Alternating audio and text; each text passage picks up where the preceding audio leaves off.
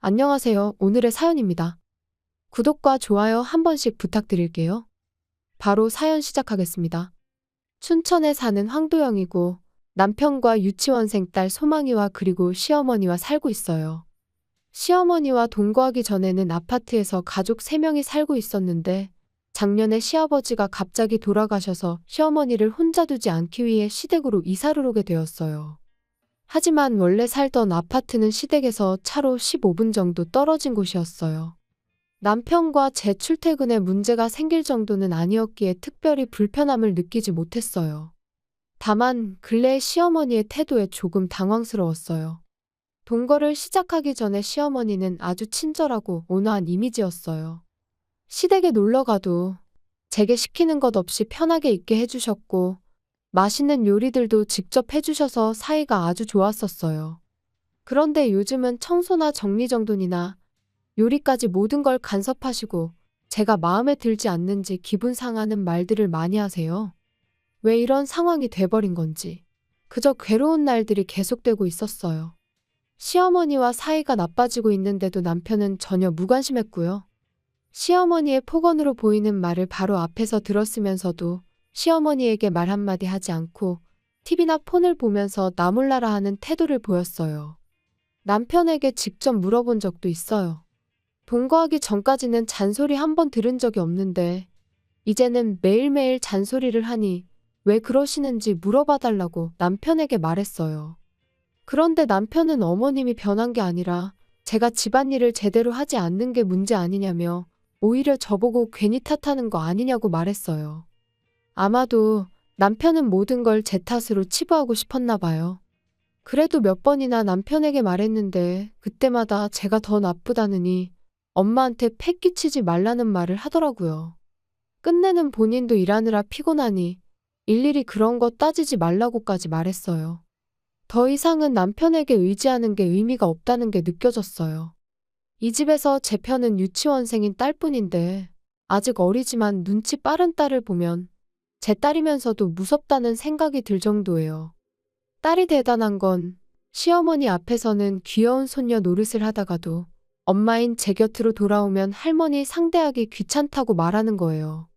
그러면서 대답 잘해주고 말 잘 들으면 과자 사주니깐 어쩔 수 없다고도 말하더라고요.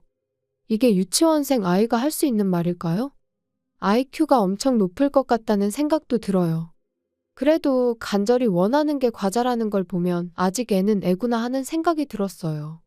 그리고 제 편인 사람이 있는데 그건 시누이예요. 시누이는 독신으로 같은 지역의 아파트에서 혼자 살고 있어요. 오늘은 쉬는 날이라 딸과 함께 시누이 아파트로 놀러 왔어요. 시누이는 매일 일에 쫓겨 바쁘고 휴일에도 출근하는 날이 있을 정도로 아주 바빠요. 열심히 일한 덕인지 곧 승진도 할 거라네요. 하지만 시어머니는 이런 모습을 별로 좋아하지 않으세요. 빨리 결혼해서 아이도 낳았으면 하는 게 시어머니의 생각이죠. 하지만 시누이는 직장에서 성공하고 싶은 마음이 강해서 연애나 결혼에는 별로 관심이 없어 보였어요. 다만 아이는 갖고 싶어 하는 것 같고 조카인 제 딸을 굉장히 귀여워해요. 게다가 유치원생답지 않은 생각을 하는 딸과 시누이는 말이 잘 통하는 것 같고 저는 요즘 시어머니가 변한 것에 대해 시누이와 이야기를 나눠봤어요. 어머님이 예전 같지가 않으신데 왜 변하셨는지 그 이유도 모르겠고 시누이는 잠시 생각하다가 말했어요. 혹시 엄마가 소망이를 독차지하고 싶어 하는 거 아니야? 확실히 요즘 시어머니의 소망이에 대한 애착이 상당하긴 했어요. 유치원에서 돌아오면 바로 자기 곁으로 불러서 간식을 함께 먹기도 하고 그 이후에도 소망이를 떼어놓지 않고 항상 곁에 두고 싶어 했어요. 소망이가 엄마랑 놀겠다고 말하는 날이면 시어머니는 저를 노려보는 듯한 제스처를 취하기도 했어요.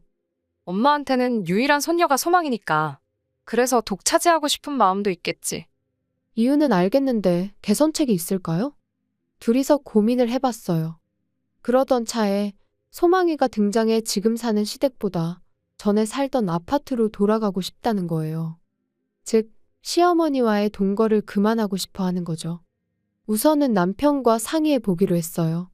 모두가 방으로 들어가고 소망이가 꿈에 빠져 있는 시간. 저는 의기양양하게 남편에게 이야기했어요. 어머님과는 잘 안 맞는 것 같아. 게다가 어머님은 소망이가 집에 있으면 계속 곁에 두고 싶어 해서 소망이도 부담스러워해. 그거 사실이야? 엄마 때문에 힘든 건 당신이잖아. 괜히 소망이까지 거론하고 도대체 무슨 꿍꿍이야? 이제 어머님과의 동거는 더 이상 무리라고 생각해. 가능하면 예전처럼 아파트에서 우리 가족 셋이서 살고 싶어. 그거 진심인 거지? 그러면 당신 혼자 나가는 건 어때? 나랑 소망이는 여기 남을게. 남편의 입에서 믿을 수 없는 대답이 돌아왔어요.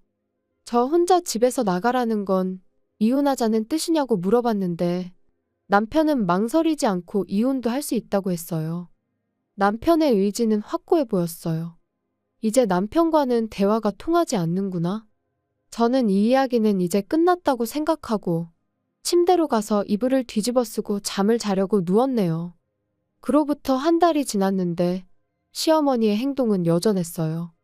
저에 대한 폭언은 사라지지 않았고 제가 아무리 노력을 해도 일일이 불평을 늘어놓으셨어요. 화장실 배수구에 머리카락이 남아있잖아. 긴 갈색 머리인 거 보니 네 머리카락이겠지? 처음부터 다시 청소해. 머리카락이 좀 있다고 해서 모든 걸 다시 시작한다는 건 시간 낭비잖아요. 하지만 반항할 수도 없고 그리고 소망이에 대한 태도도 변하지 않았어요. 계속 옆에 껴안고 있으려고 하시고 오히려 한 달 전보다 더 끈적끈적해 보였어요. 정신력이 강한 소망이도 지겨워하는 듯 보였어요. 우리에게는 재충전의 시간이 필요했어요. 그러던 차에 마침 신우이로부터 연락이 왔어요. 다음 주 일요일 쉬는 날인데 뭐 하는 거 있어? 여자들끼리 모임이나 하자고. 또 속상한 일 잔뜩 쌓인 거 아니지? 신우이는 모든 걸 꿰뚫고 있는 것 같았어요. 지난번에는 신우이의 아파트에 놀러 갔으니 이번에는 여기서 모이기로 했어요. 그리고 모이기로 한 당일에 시어머니는 아침부터 볼일 본다고 외출하셨고 남편은 소망이를 데리고 외출하고 싶다고 해서 어쩔 수 없이 저와 신우이 둘이서 모임을 하게 됐어요. 점심 전에 온 신우이의 손에는 술이 잔뜩 들려 있었어요. 사실 저와 신우이는 술을 좋아하거든요. 신우이와의 술자리는 점심때부터 계속되었어요. 아마 이대로 누군가가 돌아올 때까지 계속 술을 마실 것 같았어요. 술자리는 3시간이 넘도록 계속되었어요. 그런데 문제는 신우이가 사온 술을 다 마셔버리고 만 거예요. 그래서 아직 술이 모자라서 제가 동네 편의점까지 술을 사러 가게 된 거죠. 이때 신우이도 함께 갔더라면 아무리 주당이라고는 하지만 전혀 취하지 않는 건 아니잖아요. 평소 같으면 10분 정도면 갈 수 있는 편의점을 휘청이며 20분 만에 겨우 도착했어요. 그 후 술 판매대에서 헤매는 데만 10분. 돌아오는 길도 20분 정도 걸려서 돌아갔어요. 그랬더니 시댁이 불길에 휩싸여 있는 거예요. 너무도 충격적인 광경에 저는 넋이 나가 혼자 서 있었어요. 안에 있는 신우이는 어떻게 된 거지? 주위를 아무리 둘러봐도 신우이는 보이지 않았어요.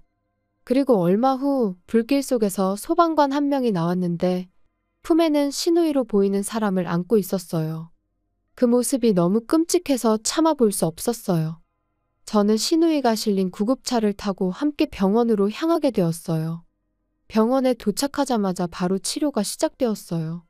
저는 신우이를 걱정하며 수술실 앞에서 기다렸어요. 그때 폰에서 전화가 걸려왔고 다른 곳으로 자리를 옮겨받았어요. 전화를 걸은 건 시어머니였어요. 이웃집에서 너가 많이 다친 것 같다고 하던데 괜찮은 거야? 네? 저요? 저는 편의점 가느라 집에 없었는데. 뭐? 그러면 진아가 다친 거야? 너는 아무데도 다친 데 없고. 왠지 이 말투에 뭔가가 있는 것 같은 느낌이 들었어요. 어머님, 화재에 대해서 아시는 게 있으세요? 그러자 시어머니는 입을 다물어 버렸어요. 침묵한다는 건 제 말에 대한 긍정으로 받아들일 수밖에 없었어요. 아무튼 병원으로 오세요. 나중에 차근차근 이야기 나눠요. 제가 냉랭한 어조로 말하자 시어머니는 병원 이름을 듣고 이쪽으로 온다고 했어요. 저는 다른 사람도 불렀고 30분 후에 시어머니는 남편과 소망이와 함께 왔어요. 그리고 남편의 변명 타임이 시작됐어요. 우선 이 일은 모두 엄마가 시킨 거야. 그래서 나는 잘못이 없어. 잘못이 있는지 없는지는 당신이 결정할 문제가 아니잖아. 남편은 오늘 있었던 일들을 이야기하기 시작했어요. 먼저 오늘은 처음부터 시어머니와 남편 소망이가 셋이서 만나기로 되어 있었다는 거예요. 남편은 시댁 근처에서 타이밍을 보고 있었던 거죠. 그러던 중 제가 쇼핑을 하러 나간 걸 본 남편은 여기서 뼈아픈 실수를 저질렀어요. 저와 신우이의 체격이 비슷했고 헤어스타일도 둘 다 검정 긴 생머리였어요. 남편은 신우이가 나왔다고 생각했고 신우이가 집으로 돌아가는 줄 알았대요. 하지만 사실은 제가 편의점까지 가는 중이었죠. 남편은 집에 저만 있는 것으로 착각하고 집에 불을 질렀다는 거예요. 시어머니와 남편의 목표는 처음부터 저였던 거죠. 저는 계획을 세운 시어머니와 실행범인 남편을 향해 화를 냈어요. 그때 소망이가 말을 꺼냈어요. 소망이 말로는 할머니와 아빠가 얘기하는 걸 들었다는데 그 내용은 지금 불 지르러 가겠다는 거였던 거죠. 유치원생 아이의 증언이 얼마나 신빙성이 있을지는 모르겠지만 평소 함께 지내면서 소망이를 잘 아는 사람이라면 충분히 믿을 수 있는 증언이에요. 그리고 제가 부른 사람들이 등장했어요. 바로 경찰관이죠. 모든 이야기를 듣고 있던 경찰관은 곧바로 시어머니와 남편을 연행해 갔어요. 방화제는 죄가 매우 무겁다고 알고 있어요. 앞으로 시어머니와 남편은 어떻게 될까요? 그리고 다행히 신우이는 목숨은 건졌어요. 제가 장보고 오길 기다리다 잠이 들었지만 불이 난 걸 다행히 알아차렸다고 해요. 화상을 입은 신우이는 앞으로 오랜 시간 동안 치료를 받아야 한다고 하네요. 신우이도 많이 슬퍼하고 있어요. 저는 앞으로 신우이를 잘 보살펴줄 생각이고요. 그리고 이 화재를 일으킨 장본인들의 자백도 받았기 때문에 교도소 생활이 예정돼 있어요. 시어머니에게 왜 이런 일을 꾸몄느냐고 물었더니 소망이를 독차지하고 싶었기 때문이라고 하더라고요. 지금은 소망이가 자신을 좋아하지 않지만 제가 없어지면 분명 소망이를 독차지할 수 있을 거라고 생각했다네요. 이 얼마나 어처구니 없는 변명인지? 저와 남편은 결국 옥중 이혼을 하게 됐어요. 죗값을 치르는 것과 동시에 신우이 치료비도 청구했어요. 신우이는 아직 병원에 있어야 하기에 제가 대신 변호사를 고용해 진행해줬죠. 시어머니와 남편에게는 시아버지로부터 받은 유산이 꽤 있었기 때문에 그 유산으로 지급하기로 했어요. 그리고 남편에게는 소망이의 양육비를 일괄 지급받기로 했어요. 그래서 시어머니도 남편도 빈털터리가 되었고 출소 후에는 상당히 힘든 생활이 기다리고 있을 거예요. 반면 우리는 소망이와 함께 새로운 삶을 시작했어요.